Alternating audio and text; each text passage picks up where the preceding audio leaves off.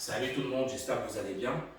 Alors, aujourd'hui, j'ai décidé de vous faire une vidéo pour vous expliquer un peu tout ce qui concerne les assurances. Donc, j'ai demandé de l'aide à deux personnes qui travaillent dans une assurance, justement, qui sont professionnelles et spécifiques sur ça. Et donc, je vais leur poser des questions qui peuvent concerner tout le monde. Et elles vont nous répondre. Et puis voilà, on va faire une sorte de questions-réponses. Et elles nous apporteront toutes leurs réponses. Et elles sauront largement mieux répondre que moi, vu c'est vraiment leur métier. Donc voilà, donc je vais laisser se présenter, puis après on va enchaîner directement.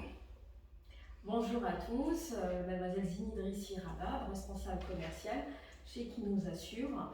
Nous proposons plusieurs produits assurance, comme les contrats auto, les contrats habitation et les professionnels, ainsi que plusieurs produits. Alors vous avez près de moi madame Christine Lara, qui est la gérante du cabinet Qui nous assure. Bonjour à tous, donc Christine Barra-Santagne, gérante depuis 25 ans bientôt du cabinet Qui nous assure. On est spécialisé sur le monde des jeunes et des moins jeunes également, et pour tout type d'assurance, du particulier et du professionnel. Et on est là aujourd'hui pour vous parler plus spécifiquement de l'assurance auto, puisque vous êtes dans une démarche de passage de code et de permis de conduire, que ce soit véhicule ou deux roues. On est là donc pour répondre à l'ensemble de vos questions. Alors, juste avant que je commence les questions, donc justement, vous avez donc là leur prospectus avec le nom de leur assurance.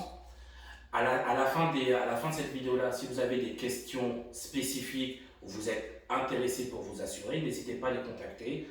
Elles pourront répondre à plus de questions si vous avez d'autres questions qui vous viennent en tête, que moi j'aurais peut-être oublié de vous parler. N'hésitez pas à les contacter. À la fin de la vidéo, je vais vous montrer leur carte et vous pourrez les joindre. Vous aurez leur adresse mail, numéro de téléphone, c'est ça? Oui. Voilà, d'accord. Ensuite, comme d'habitude, de toute façon vous connaissez la chanson, n'hésitez pas à vous abonner à la chaîne si ce n'est pas déjà fait. N'hésitez pas à mettre un petit pouce bleu si la vidéo vous aura bien plu et vous aura aidé dans votre démarche d'assurance. Que vous veniez d'avoir votre permis de conduire ou que vous soyez déjà une personne qui a son permis depuis X temps et qui veut changer d'assurance, n'hésitez pas, je pense qu'on pourra, à mon avis, répondre à pas mal de questions. Et comme je vous ai dit, si vous avez besoin d'informations supplémentaires, n'hésitez surtout pas à les contacter. Donc voilà, alors on va commencer. Donc, première question que moi je vais me mettre dans la peau d'une personne qui vient d'avoir son permis de conduire. Je ne m'y connais pas, d'accord, en assurance.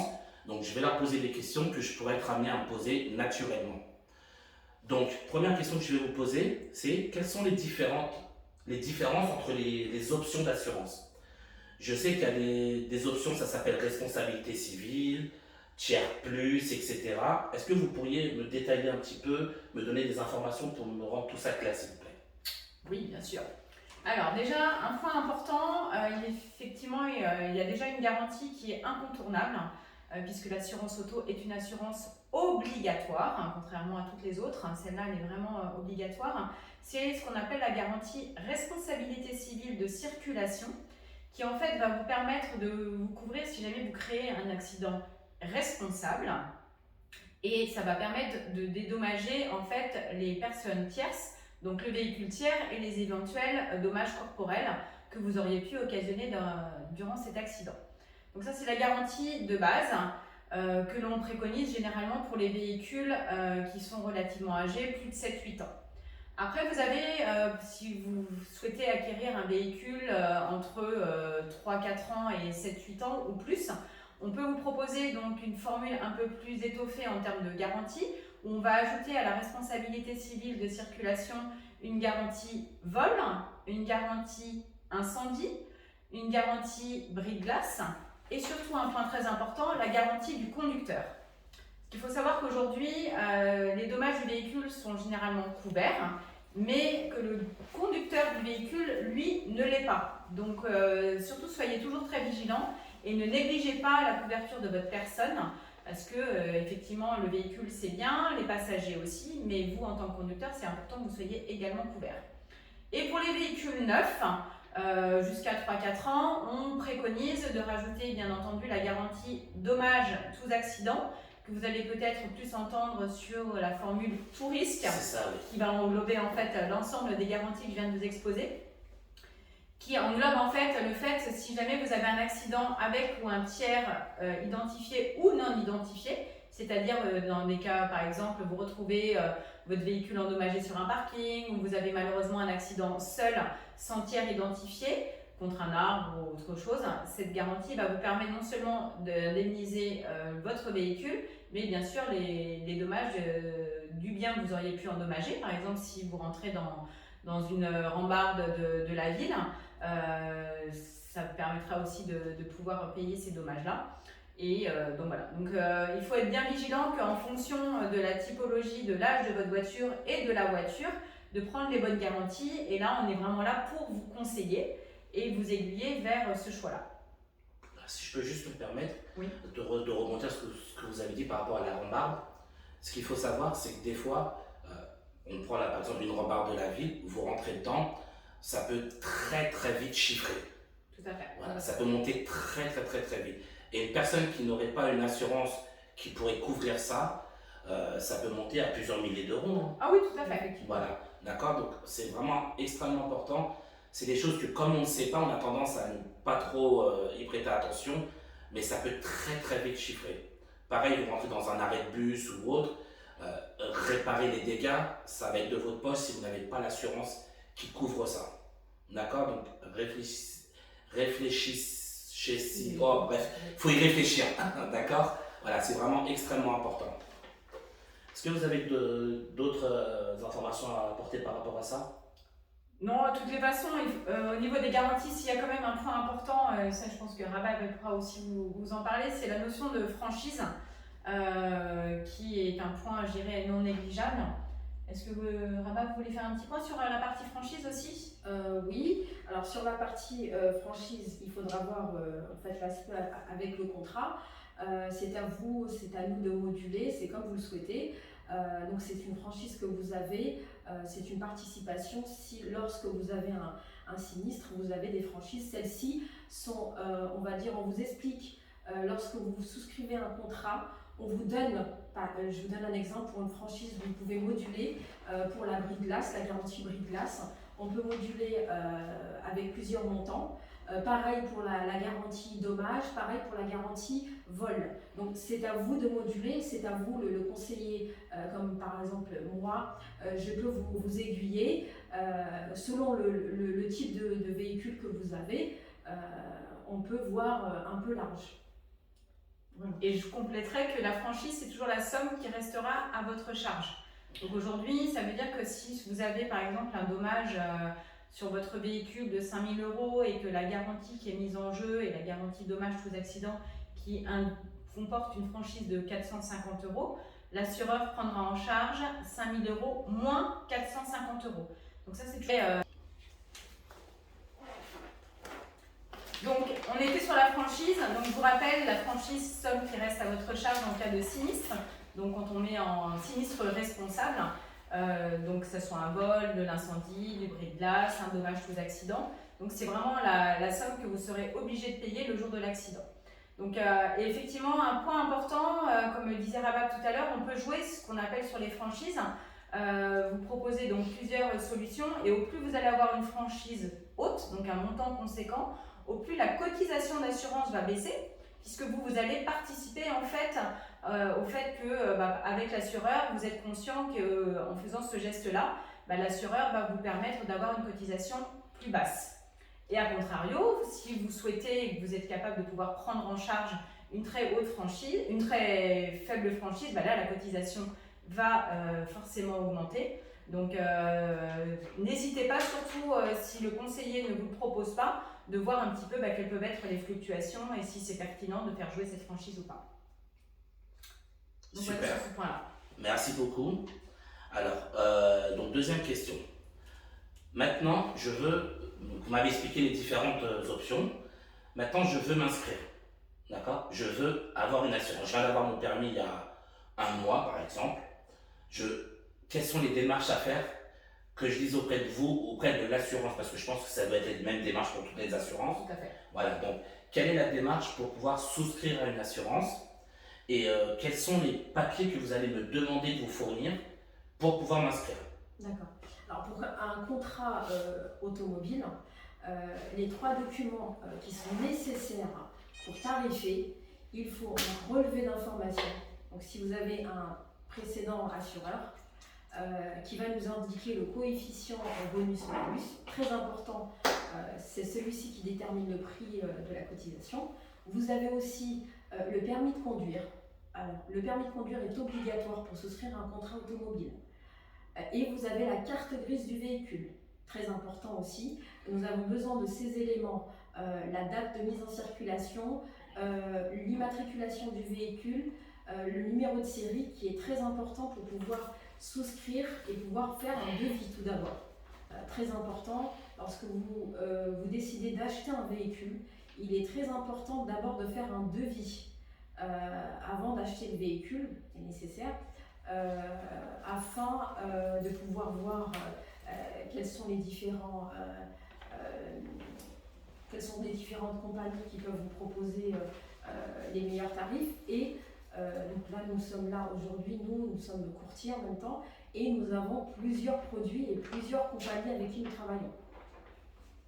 Donc ça, c'est vraiment important. Et effectivement, alors en tant que jeune conducteur, le relevé d'information n'est pas forcément obligatoire, sauf si vous êtes dans le cas, par exemple, d'une conduite accompagnée ou d'une conduite supervisée, parce qu'il est important aussi de savoir que durant ces périodes-là, il peut arriver malheureusement des sinistres et que forcément ils seront déclarés et qu'il existe un fichier central qui s'appelle la GIRA, puisqu'on va vous demander vos antécédents d'assurance. Donc c'est pas parce que vous n'avez pas eu de contrat à votre nom, mais vous avez été peut-être mentionné sur un contrat, et le relevé d'information permettra en fait de pouvoir reconstituer un éventuel bonus pour de la conduite accompagnée ou supervisée, suivant les compagnies d'assurance.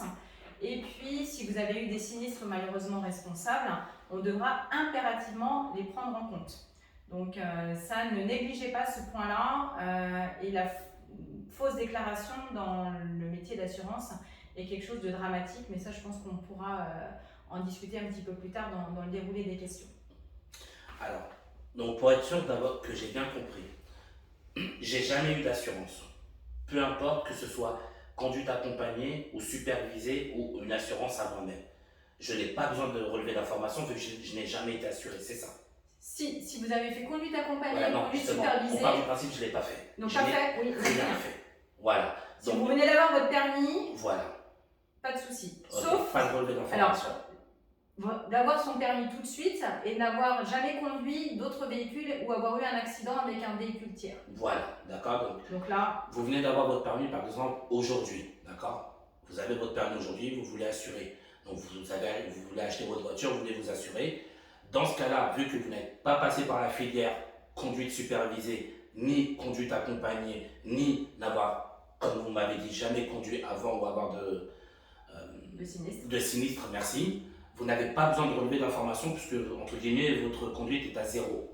D'accord? Mais le relevé d'informations, ça va être si conduite supervisée ou conduite accompagnée, ou même vous avez été assuré dans une autre assurance.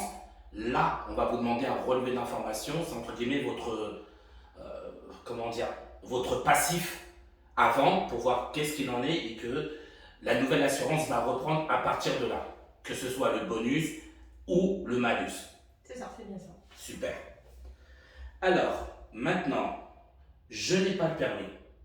Oui. J'ai pas de permis. Alors, excusez-moi, est-ce que vous avez autre chose à rajouter sur ce qu'on vient de dire? C'est bon? C'est parfait. Je n'ai pas de permis. J'ai acheté une voiture. Est-ce que je peux l'assurer? Non, non.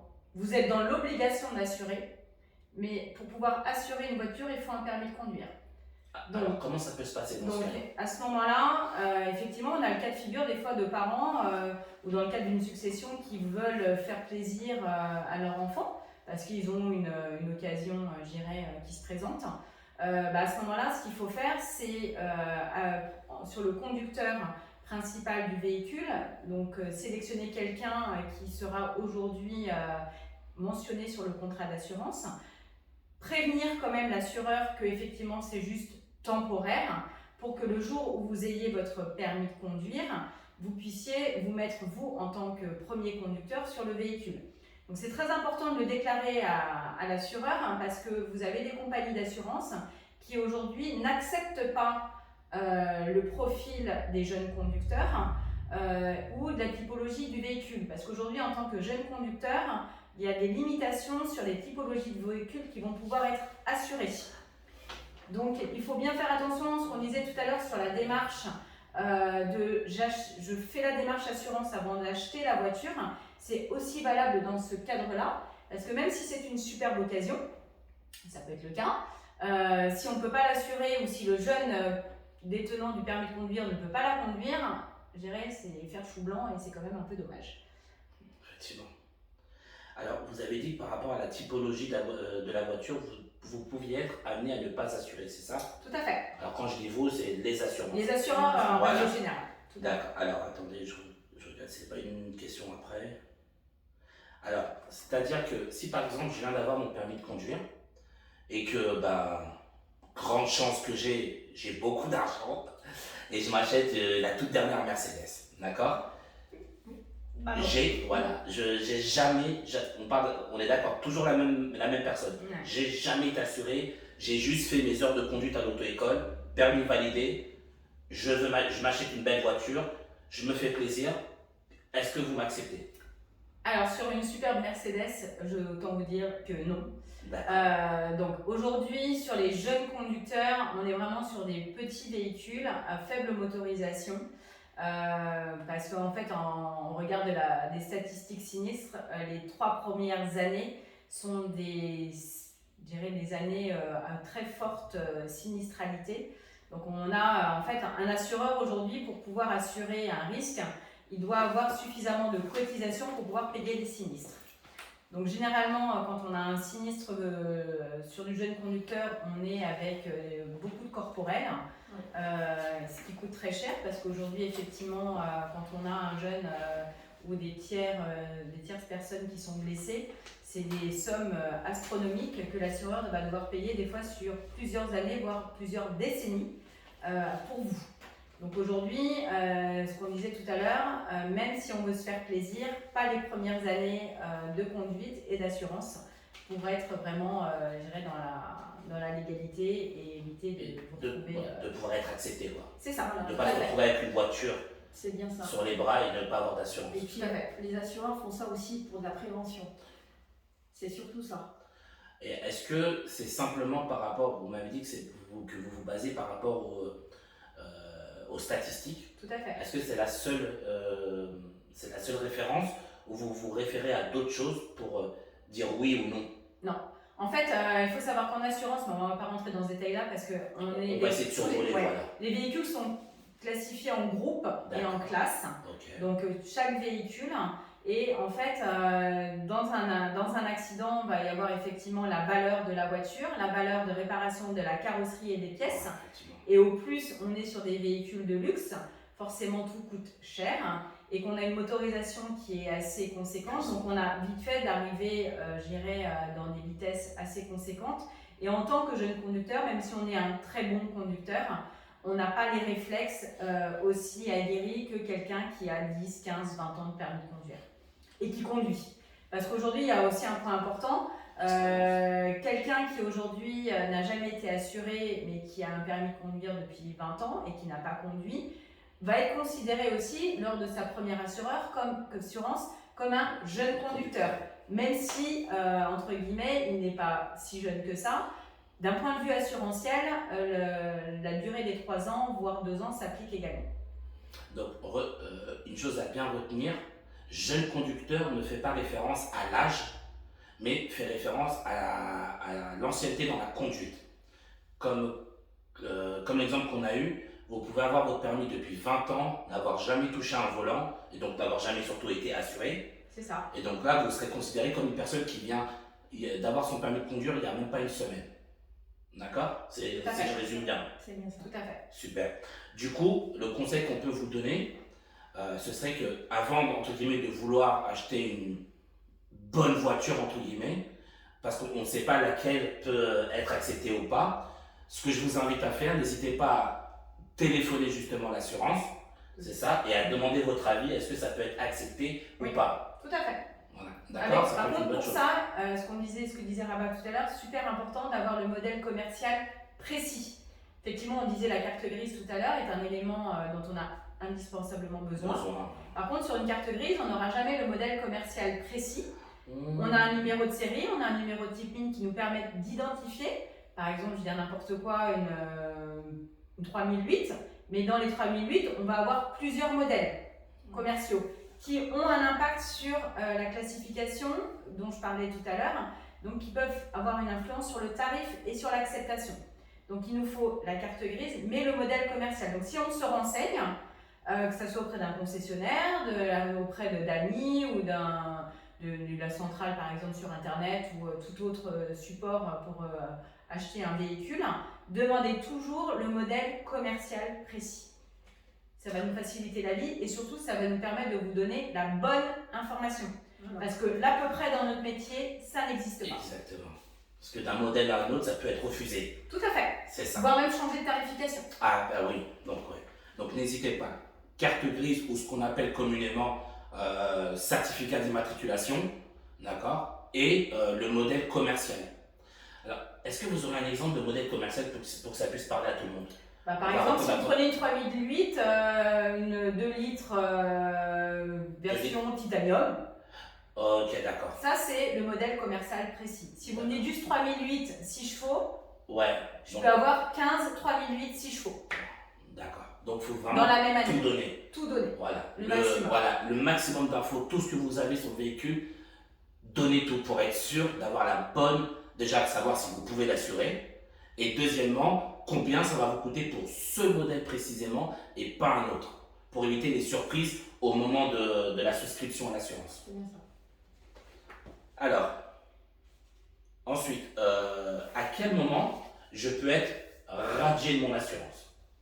Quelles sont les raisons qui font, par exemple, donc vous avez accepté que j'assure ma petite voiture, je me suis pris une petite 207, un petit truc, voilà, assez ancien, on va dire, entre guillemets, donc ça passait pour les critères d'assurance. Vous m'avez accepté, maintenant, ça fait un mois que je suis inscrit chez vous. Un exemple. Qu'est-ce qui fait que vous pouvez entre guillemets, me virer de chez vous, me radier de mon assurance? Non, vous avez plusieurs... Voilà, quelles sont-elles? Voilà. Vous avez la première, la plupart du temps, quand on est radié d'une assurance, c'est pour non-paiement. Donc non-paiement prime, donc vous êtes radié. Celle-ci va être indiquée au niveau du relevé d'information. Si nous, assureurs, nous regardons bien en fait le relevé d'information, on va pouvoir déterminer. Puis après, on peut, on va dire, se renseigner auprès de l'assureur précédent, mais ça, oui, on peut. Vous avez aussi le... Alors, je vais juste vous couper. Oui. Quand vous dites non-paiement de la prime, est-ce que si par exemple, j'ai un mois qui est un peu compliqué, oui, et je vous ai payé en retard, est-ce que c'est vraiment tout de suite ou il y a toujours moyen de dire, bon, payer, voilà, il y a des délais ou autre? Est-ce que vous pouvez nous donner un tout petit peu plus d'informations par rapport à ça? Vous avez des délais parce que on va vous indiquer par courrier où on va vous appeler. Vous nous prévenez immédiatement. On prévient qu'il y a eu un rejet de prélèvement.